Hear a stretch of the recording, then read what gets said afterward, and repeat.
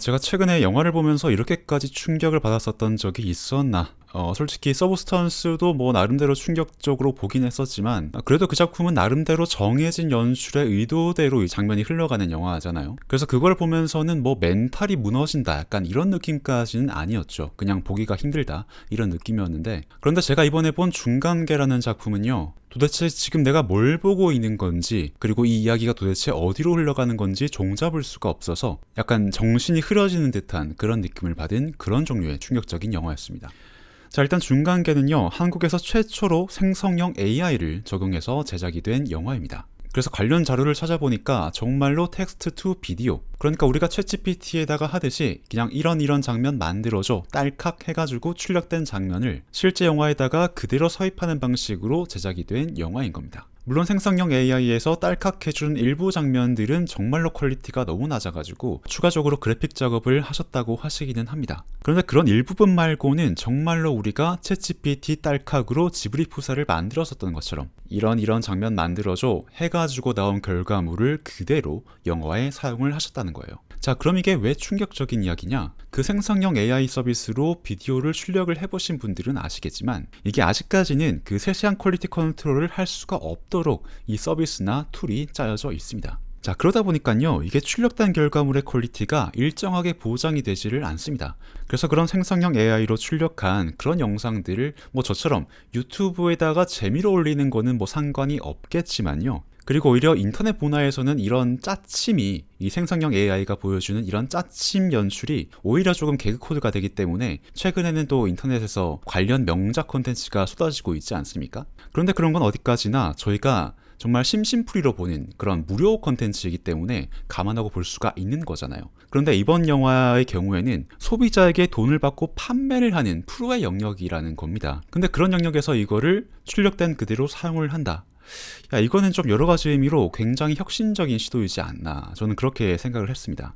그래서 일단 이 영화에 대한 저의 평점은 이렇고요. 그 예전에 이말년 작가님의 트레이드마크 같았던 그 와장창 연출을 약간 실사로 본다면 이런 느낌이지 않을까, 약간 그런 생각을 하게 만들어줬던 영화 중간계에 대해서 이제 이야기를 해보도록 하겠습니다. 자, 근데 제가 지금까지 계속 안 좋은 말씀만 드렸지만요, 일단 초반부까지는 사실 그렇게까지 막 나쁘지는 않습니다. 왜냐하면 전형적인 한국 범죄 영화의 문법을 굉장히 좀 매끄럽게 또 충실하게 또 퀄리티 있게 구현을 해주고 있기 때문입니다. 그래서 솔직하게 초반부까지는, 한 초반부 20분까지는 뭐 이 정도면 나쁘지 않은데? 라고 생각을 하면서 볼 수 있도록 좀 잘 짜여져 있는 영화라고 볼 수가 있어요.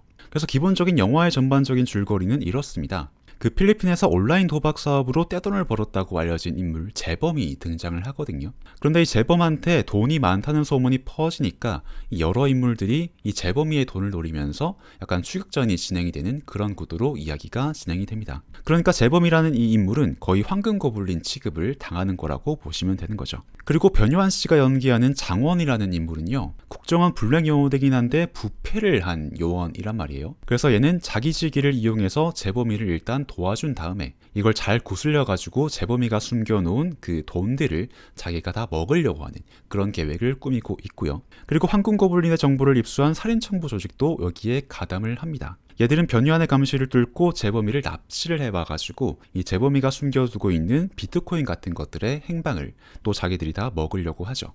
또 그리고 한국 경찰들도 있습니다. 오랜만에 재범이가 필리핀에서 한국으로 들어왔으니까 이번 기회에 얘를 잡아가지고 이 실적을 크게 올려보려고 하는 우리 경찰분들도 계시고요. 그래서 이 모든 다툼의 중심에는 재범이라는 이 황금 고블린이 있고요. 이 세 개의 세력이 동시에 이 재범이를 노리면서 한밤중에 도심에서 추격전이 벌어지는 그런 구도의 영화인 거죠. 그래서 이런 이야기 자체는요, 뭐 대단히 새롭진 않지만 뭐 나쁘진 않습니다. 어쨌든 보장이 된 흥행수표 같은 그런 플롯이잖아요. 그래서 꽤나 깔끔하게 이야기가 진행이 되고요, 속도감도 좋게 빨리빨리 이야기가 진행이 됩니다. 그리고 중간계를 만드신 감독님이 범죄도시 1편을 만드신 분이다 보니까 확실히 이런 장르만큼은 크루의 영역에 계신 분이잖아요. 그래서 여기까지는 되게 볼만해요. 솔직히 준수합니다. 근데 문제는 여기 다음부터예요. 이 다음부터.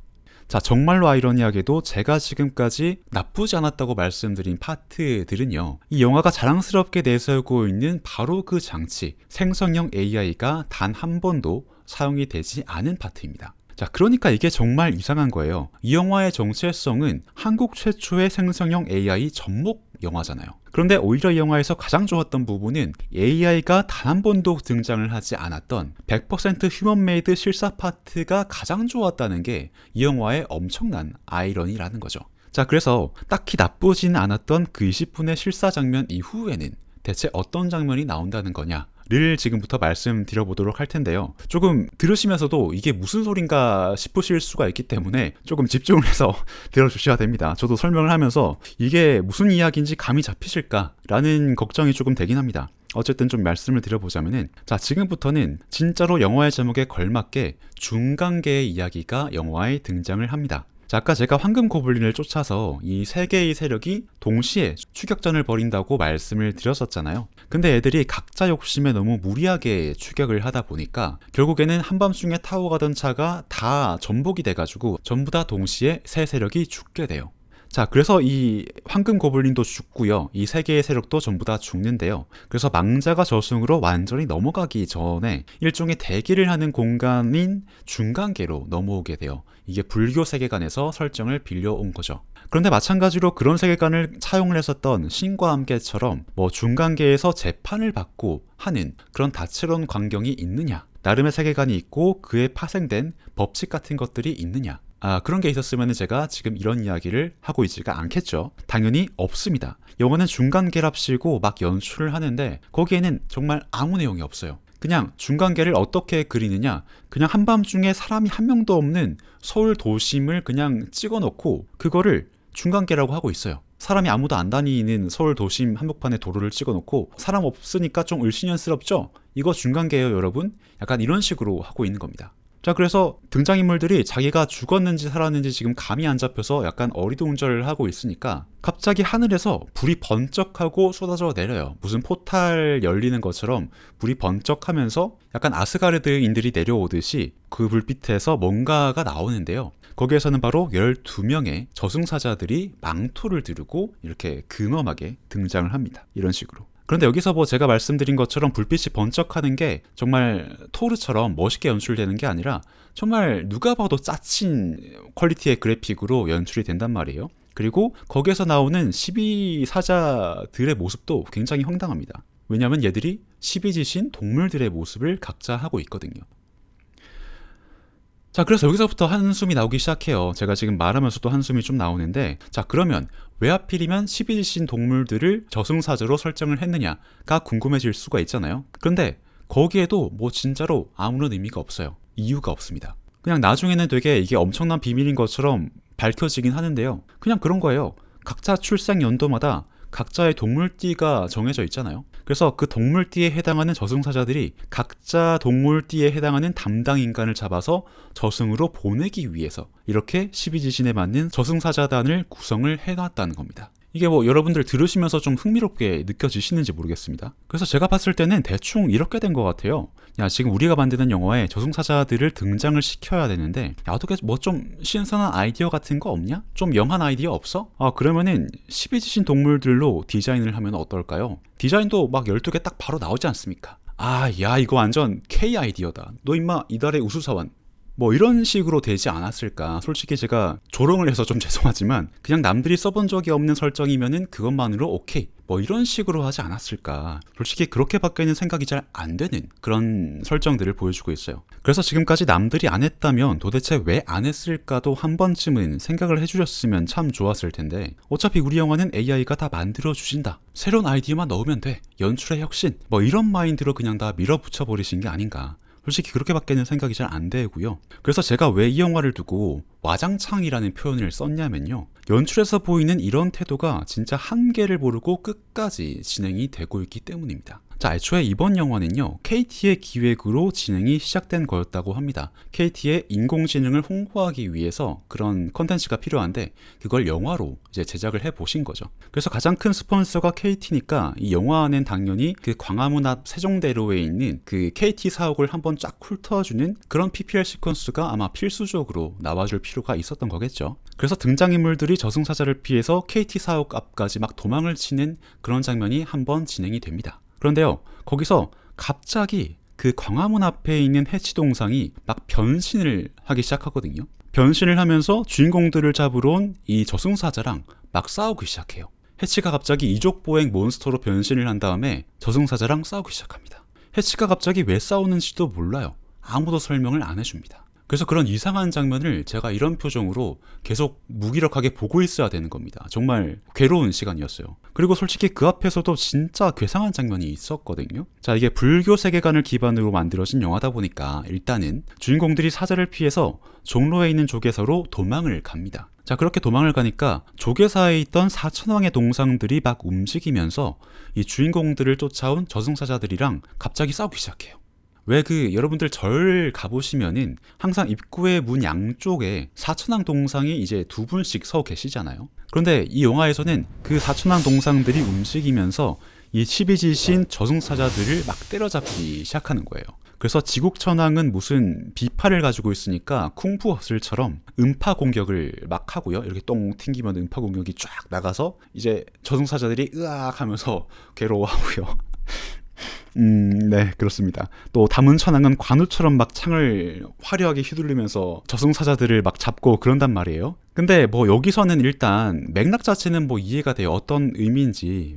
조계사는 어쨌든 부처님이 계신 사찰이니까 우리 사천왕들이 지키고 있는 성전인데 너희들이 왜 함부로 허락 없이 들어오느냐? 그래서 거기에 대해서 화를 내고 자기 성전을 지키려고 노력을 하는 거구나 라고 영화는 저한테 전혀 설명을 해준 적이 없지만 일단 제가 최선을 다해서 맥락상 그런 것이겠거니 하면서 이해는 해볼 수가 있었습니다. 물론 뭐 사천왕 동상들이 움직이는 디테일이 엄청 표현을 할 수 없을 정도로 정말 조악하고 지금 예고편 영상에서도 잠깐 나오긴 하지만 정말 조악하고 짜치거든요. 퀄리티가 굉장히 낮습니다. 근데 거기다가 전투씬이 나름 여러 임팩트를 동반하면서 엄청 격렬해지니까 사천왕 동상들이 움직일 때마다 AI 생성 영상 특유의 화면 울렁거림 같은 게 발생을 하고요. 픽셀이 약간 짜글거리는 것도 엄청 디테일하게 보이거든요. 그래서 저는 여기서부터는 이미 모든 걸 약간 놔버린 상태가 됐습니다. 이거를 상업영화로 개봉을 하셨구나. 아무리 최초의 상업영화라는 도전적인 컨셉이 있긴 하지만 이거를 극장에 개봉을 하신다. 굉장하다 라고 생각하면서 전혀 이때부터는 그 어떤 기대도 하지 않고 보기 시작했어요. 그런데 결국에는 사천왕 동상들이 이 저승사자들을 이기고 조계사를 지켜내니까 어쨌든 이 주인공들은 저승으로 보내야 된단 말이에요. 그러다 보니까 끝판대장인 염라대왕께서 직접 조계사로 죄송합니다. 제가 말을 하면서도 웃으면 안 되는데 염라대왕이 조계사로 직접 등판을 한단 말이에요. 근데 진짜 여기서부터 제가 웃은 이유가 있어요. 여기서부터 정말 악몽 같은 장면이 이어지기 시작합니다. 왜냐면 여기서부터 갑자기 영화가요. 너무나 영하게 MG스럽게 그런 유머를 섞기 시작한단 말이에요. 아마도 이 연출진들은요. 염라대왕의 기존 이미지를 그대로 사용을 하면은 너무너무 식상할 거라고 생각을 하셨나 봐요.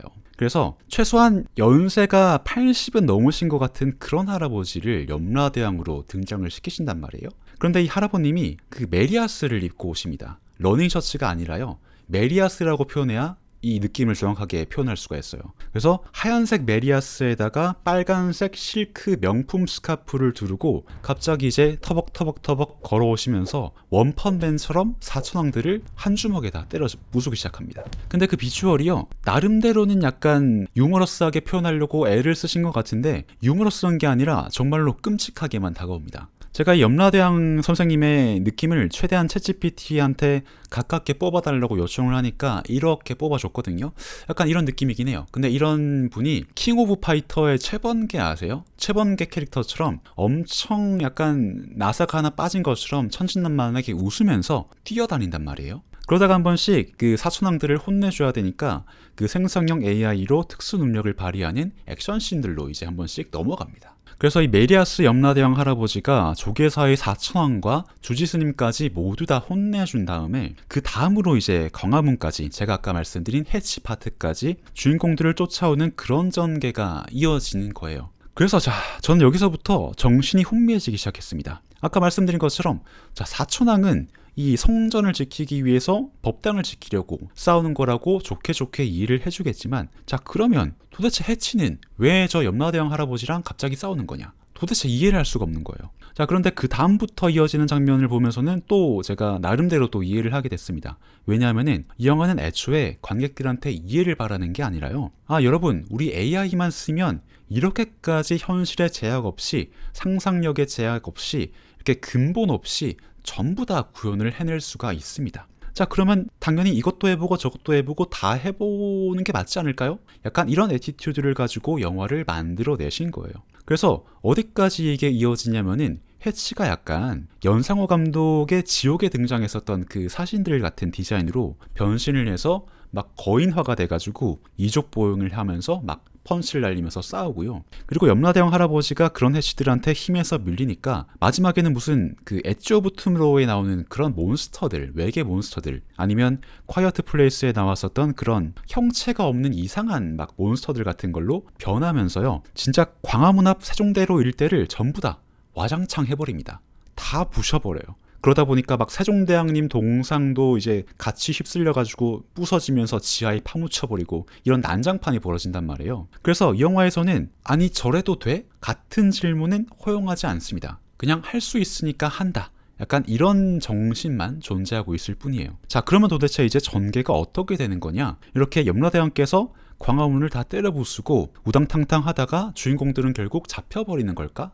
이제 궁금해지는데 거기서 갑자기 검은 화면으로 영화가 전환이 되면서 To be continued 하면서 그냥 끝이 나버립니다. 광화문 일대를 다 때려 부수고 영화가 그냥 끝이 나버려요. 진짜 100% 실화입니다. 그래서 정말로 충격적이었던 사실, 반전이 여기서 드러나는 거죠.